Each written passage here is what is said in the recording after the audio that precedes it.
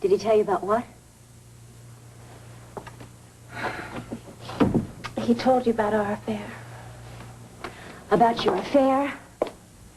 And about how he helped you to keep me from finding my mother. Are you angry?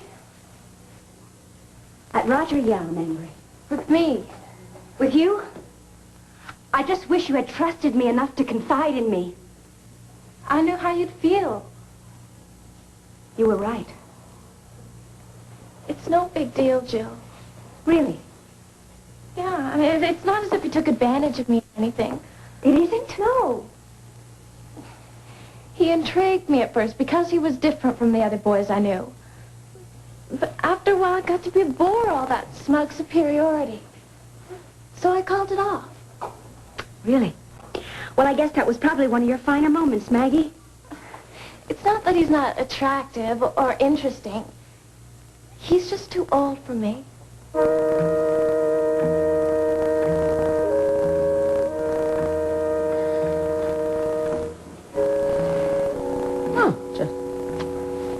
Madame. What's this? Well, Ryan pointed out that you were the only lady who didn't receive perfume for Christmas, so I thought I'd remedy the situation. Is that what you've been doing all this time? Buying me perfume? Well, no, not the whole day. Open it, try it, smell it, see if you like it. This wouldn't be the scent that Bess Shelby uses, would it? Now, how would I know a thing like that? Mm-hmm. Oh, thank you for the thought. Why do I get the feeling that this is some kind of peace offering? Probably because you're too smart for your own good. Uh-huh. What have you been up to? I called Joe. You? I called Joe in France, and I told him if he knew what was good for him to stay out of our daughter's life. How could you do such a thing? Oh. Well, Jack got me the number. I picked up the telephone. I didn't mean... You got Jack involved in this? Now, don't get upset, lady. Jack would be the last person in the world to endanger Siobhan. What did you say to Joseph? I told him if he came back to New York City again, his life wouldn't be worth 2 cents. John, you're beginning to sound like a member of the mob yourself. Well, that's exactly how I felt. What did Joseph say to that? He said there'd be no problem. He had no intention of coming back to New York. But I don't trust the man, lady. I just hope Frank can talk some sense into Siobhan. You told Francis what's going on? Siobhan is going to be furious with you, John. Well, I had to do something.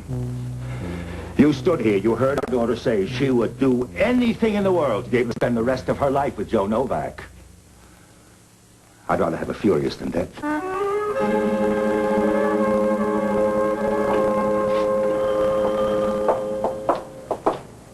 Feeling better? Yeah, I guess so. At least Mother and Don know where I stand now. I don't have to ask if they approve. No, you don't. You ready for a tough assignment? Sure, what's up?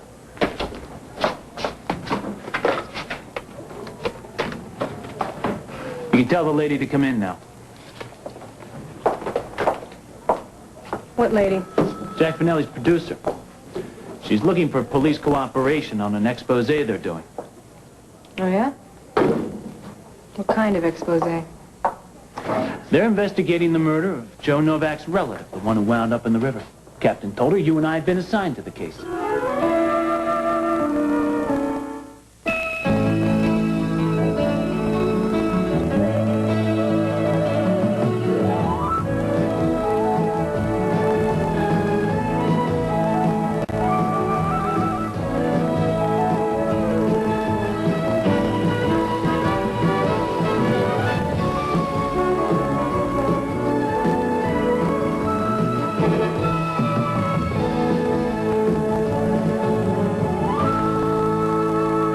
Division? Since you went out. Sorry you weren't here when the captain came in with the assignment, but the department doesn't grind to a halt whenever you leave on personal business. Would you like me to wait outside? Yeah, please, if you just give us 2 more minutes. If we're on the case, of course we'll cooperate with Jack. If you're on the case?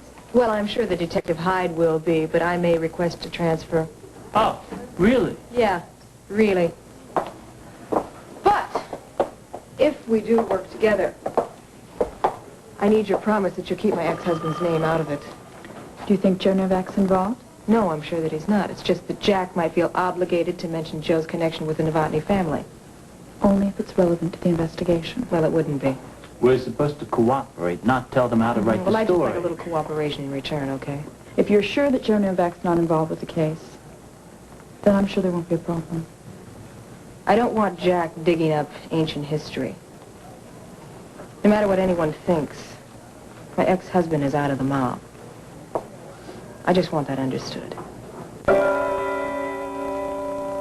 Roger isn't the only man I've ever been with.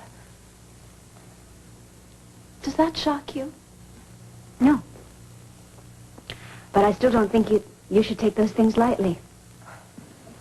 I just don't want to get serious with anybody right now. Especially somebody old enough to be my father. He's not that old. Well, you'd think so, the way he wanted to control me. Remember when you advised me about older men? You were talking about Seneca, but it applied to Roger. He wanted to control my life. Couldn't stand to think that I could get along without him. Well, it's a good thing I broke it off when I did, because I might have broken his heart, the poor old thing. I really thought that you were going to stop lying to me. What do you mean? Whose heart was really broken? Not mine. Is that what the... I suppose he also said that I wanted to marry him. I know that's what he thought. Well, that's ridiculous, Jill. I wouldn't marry that guy if he were the last man in the world. Maggie, when are you going to trust me? I do. Roger's a rat. Oh, he's a complete rat, but he is a charming rat. You fell for him, didn't you? You expected him to marry you. I'm so ashamed. I felt like such a fool. And I'm sorry that he hurt you. I deserved it. It was stupid of me. I don't understand how you can be so nice to me. Because you're my sister. And because I love you. Hey, what's with your mother-in-law?